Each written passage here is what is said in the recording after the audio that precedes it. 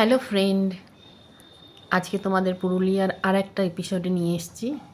ফার্স্টে আমরা পুরুলিয়াতে ঘুরেছিলাম প্রথম দুদিন, এবার সেকেন্ড থার্ড দিন আমরা চলে এসেছি গড়পঞ্চকোটে। তো আগে আমরা রিসর্টে জিনিসপত্র রেখে লাগেজ রেখে তারপরে আমরা গড়পঞ্চকোটের দিকে যাচ্ছি। দেখো গড়পঞ্চকোটের পাহাড়টা দেখা যাচ্ছে, এত সুন্দর রাস্তা, এত সুন্দর পাহাড়ের ধার দিয়ে রাস্তা, গ্রামের ভেতর দিয়ে রাস্তা। দেখো এত সুন্দর জায়গাটা যে মানে আমি ভিডিওটাকে ছোটও করতে পারছি না, যে এত সুন্দর লাগছে দেখতে, তোমাদেরও ভালো লাগবে। দেখো আমরা রাস্তা দিয়ে চলেছি,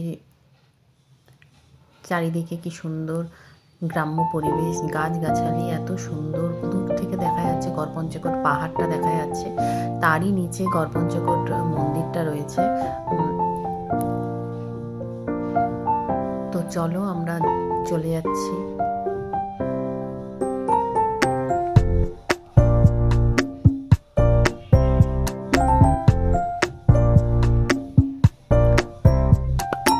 ওই দেখো দূর থেকে দেখা যাচ্ছে গড়পঞ্চকোট মন্দিরটা। এক একটা মন্দির দেখো, চারিদিকে 5টা মন্দিরের সমন্বয়ে গড়পঞ্চকোট অবস্থিত। মানে গড়পঞ্চকোট নামটা তার জন্যই হয়েছে। তো আমরা প্রায় কাছেই চলে এসেছি, এত আনন্দ হচ্ছে কি বলবো, যে নিজের চোখে এতদিন যেটা আমি ইউটিউবে বলো সোশ্যাল মিডিয়াতে দেখে এসেছি, ফটো দেখেছি, সেটা আজকে নিজের চোখে দেখবো, এটার একটা আলাদাই অনুভূতি। তোমরা না গেলে কখনো দেখো কি সুন্দর লাগছে দৃশ্যটা, এত সুন্দর। এটা হচ্ছে মানে দুর্গা মন্দির, শিব মন্দির। ওইখানে যে বলেছিলাম না অনেকগুলো মন্দির নিয়ে তোমার গড়পঞ্চকোট বলা হয়, পঞ্চ মানে 5, তো 5টা মন্দিরের সমন্বয়ে গঠিত। তো তার মধ্যে এই আর একটা মন্দির, এটা হচ্ছে শিব মন্দির বলা হয়। ভেতরে কোনো বিগ্রহ নেই। দেখো আমরা একজনকে নিয়েছিলাম গাইড হিসাবে, বয়স্ক একজন মহিলাকে নিয়েছিলাম আমরা। তো উনি আমাদেরকে দেখাতে নিয়ে যাচ্ছেন।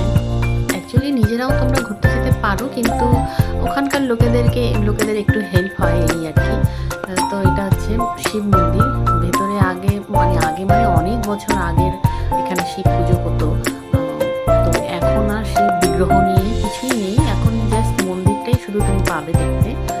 তো দেখো মন্দিরটা আমাদের দেখার আগে, ওই মন্দিরটা আমরা উনি বললেন পরে দেখবে, আগে দুর্গা মন্দির আছে জঙ্গলের ভেতর দিয়ে রাস্তা, আগে দুর্গা মন্দিরটা আমরা দেখে আসি, তারপরে এসে আমরা যাওয়ার পথে শিব মন্দিরটা দেখব। তো আমরাও সেভাবেই ওনার কথা মতনই আমরা চলে যাচ্ছি আর কি।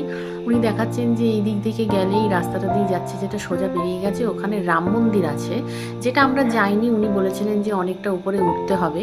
তো পরে নিচে আমরা যখন গিয়েছিলাম, তখন দোকানের ছেলেটা বলছিল, যেখানে আমরা চা আমাদের জিনিসপত্রও রেখেছিলাম, কিছু লাগেজ টাগেজ।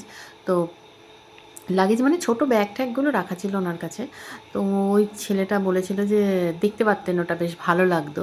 তো আমরা এনার কথায়, এই দিদাটা যে আমাদের নিয়ে যাচ্ছেন, উনি বলেছিলেন অনেকটা উপরে উঠতে হবে। আর তাছাড়া আমরা পুরুলিয়াটা ঘুরে এতটাই টায়ার্ড ছিলাম, অনেক উঁচুতে পাহাড়ে উঠেছি, তো ফলসে যাওয়ার জন্য অনেকটা নিচে নামতে হয়েছে। তো আমাদের আর ইচ্ছা করছিল না যেতে, কিন্তু গেলে হয়তো এখন ভাবছি যে গেলে ভালোই হতো।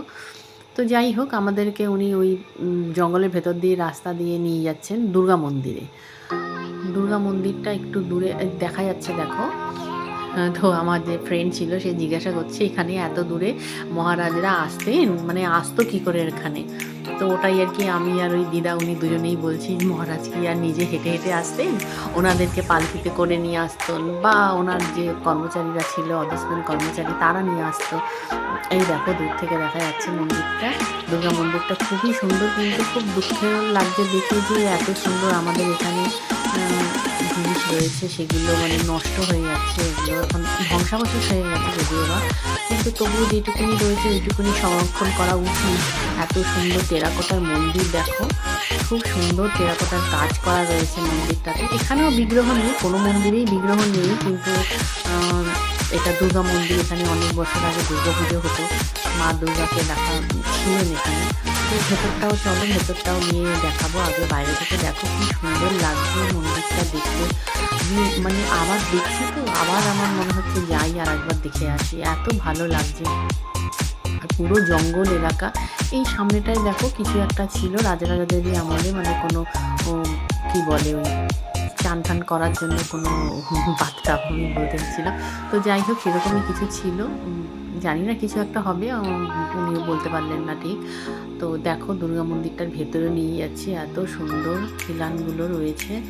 এই যে এই জায়গাটাতে কোনো এক বিগ্রহ ছিল, কিন্তু এখন আর নেই, এখন পুরো ওপরে তো কিছুই নেই মন্দিরের। তো